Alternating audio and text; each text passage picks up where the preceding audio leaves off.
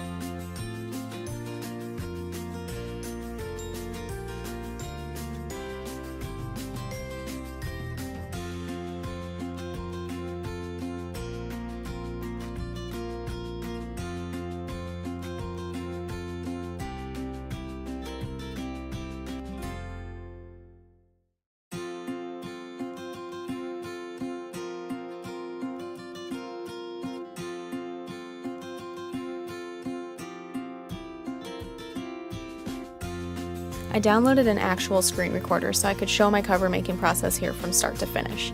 At this point, I've already emailed my completed sketch to myself and downloaded it onto my laptop before I opened up Canva to make the actual cover. Artful gives you the option to download images with a transparent background, which is what I always do if I'm turning them into covers. Canva has a pre-made Wattpad cover template that I always use here to avoid messing up on the sizing of the finished image. I went ahead and renamed the image before uploading my finished sketch to Canva's website.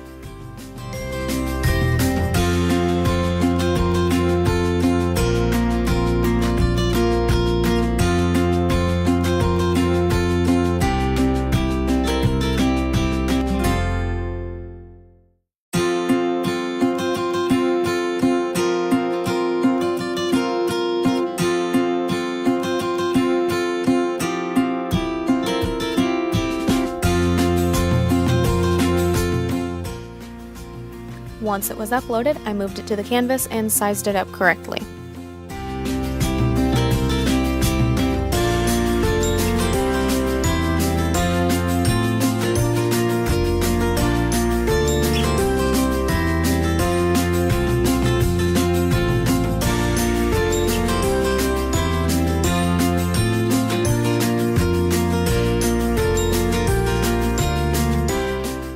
I added a rectangle through Canva's Shapes category, sized it how I needed it, and messed around with the color a bit until I ended up with a blood red color of sorts, since the book mostly revolves around mafia and gang activity.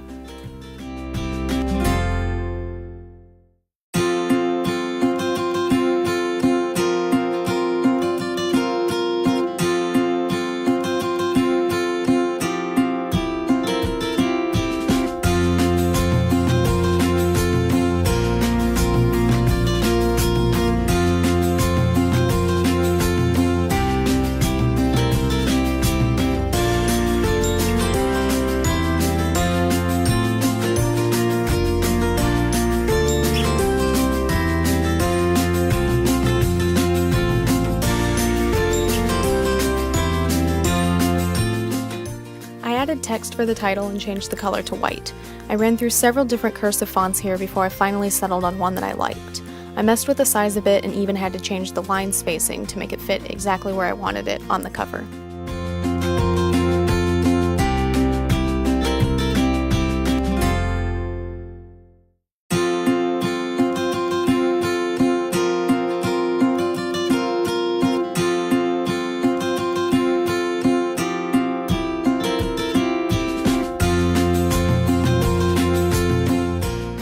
I went through the same process with a little descriptive text at the bottom of the cover, changing it to black and clicking through fonts, sizes, and spacing options until I ended at a result I enjoyed.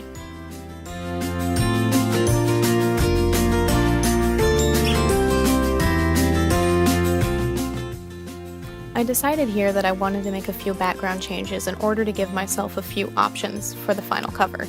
To do this, I duplicated the image so that I wouldn't have to recreate it in its entirety. I left one white and one black before opening up Google and searching for a black and white gradient fade.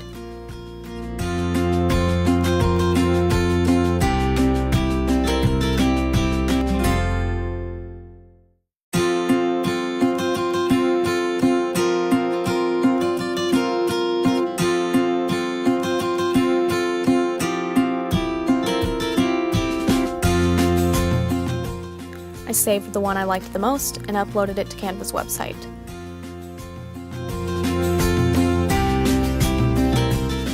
Dragging the gradient over to my third and final canvas, you can see that it glitched all of my canvases together. That happens sometimes, and I'll end up fixing it on this here in just a few. I went ahead and moved the gradient around a bit and added in a white rectangle at the bottom of the canvas. I had to change the descriptive text to black again so that it didn't get lost in the white.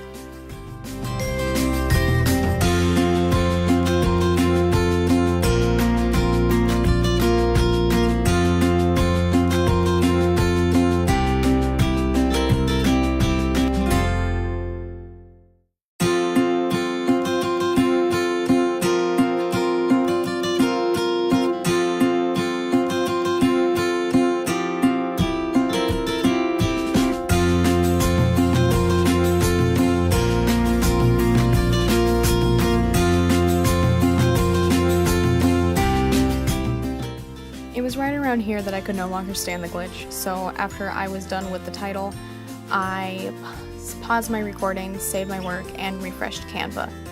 Upon reopening, the glitch would be fixed, and all 3 canvases were separate again. Before recording again, I had moved the grading around a bit more. As you can see, the gray can now be seen beneath the red title bar, and I like it a lot more than I did previously. I ultimately decided the 3rd cover was my favorite anyway, so I downloaded a PNG of it to my laptop. It's only now that I realized I forgot to add my Wattpad username here, but I've gone back into Canva and added Whispers Confusions to the top of it since. It's just not in this video.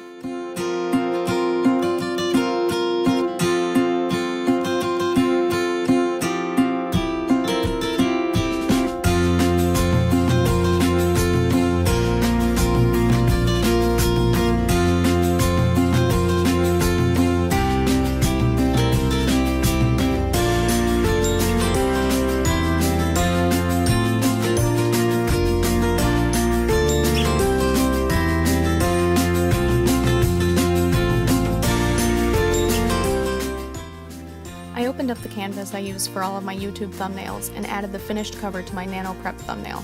It's the only cover I have finished at this point, so the other 3 will be added in eventually to replace Copycat, Mad in Red, and Corpses in the Night once they're actually created. The sizing on this thumbnail took me forever, but it usually does, so I'm used to it at this point. I will save you the trouble of watching me struggle to size it.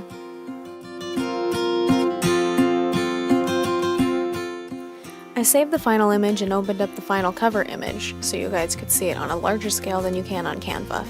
I also plan on making videos like these for the other 3 covers that I'll need for NaNoWriMo.